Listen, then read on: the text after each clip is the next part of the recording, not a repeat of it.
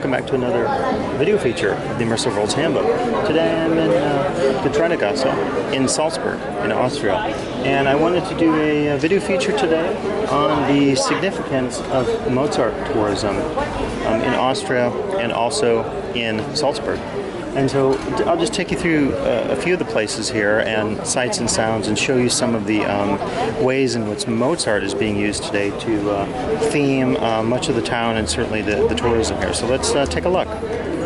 So what I've done here is I've compiled a slew of images that I took here walking down the street in Salzburg, Austria during my visit. So I'm just going to bombard you with some of these images to give you a sense of how much Mozart means to the local tourism economy here in Salzburg and also throughout other places in Austria. I noted even in my trips in Bad Aussee that there were places, or Hallstatt, there were places there that tried to emphasize this birthplace, this legacy of Mozart. I think, we can think a lot about why Mozart is so important, not just from a birthplace standpoint, but from a standpoint of his contribution to arts and culture worldwide. Mozart is one of the most famous composers ever, so it makes a lot of sense, I think, to theme a town and much of its tourism through the legacy of Mozart.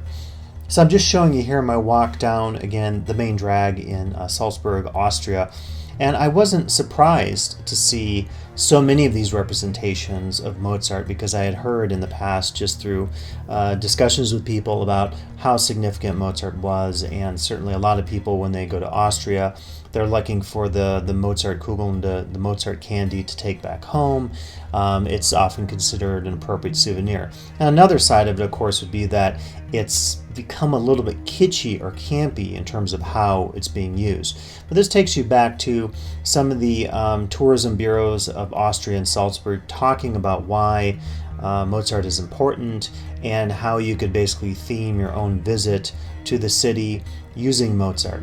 And this next slide then shows you one of these Mozart city tours that you can take during your time in Salzburg. So certainly you could say very significant in terms of giving a structure to a town. Now, of course, you could say Mozart and his family visited certain places, lived in certain places, and so thus there's a biographical component to a lot of that space. But then it's incumbent on tourism officials to take that and to use that biography as a form of theming. Certainly we can think of famous airports in the UK, John Lennon, or in the United States, John Wayne, two entirely different figures who nonetheless have been used.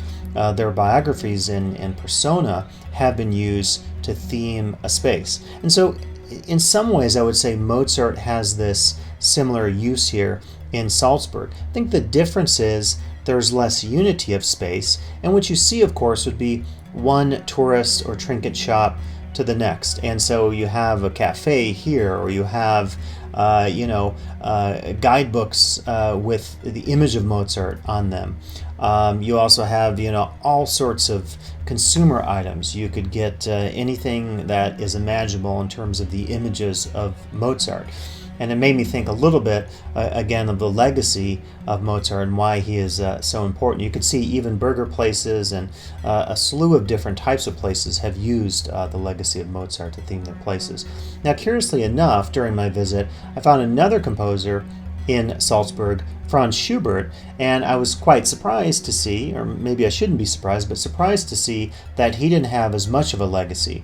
And this particular cafe here had some reference to his career as a composer, maybe not as celebrated as Mozart. And ironically, surprisingly, I discovered, of course, there was Mozart stuff, as you'll see here, also to be found within the Schubert shop. So a bit of irony here in Salzburg, Austria, looking at Mozart tourism today. And so just behind us we have, as you can judge from all the tourists, Mozart's birth house.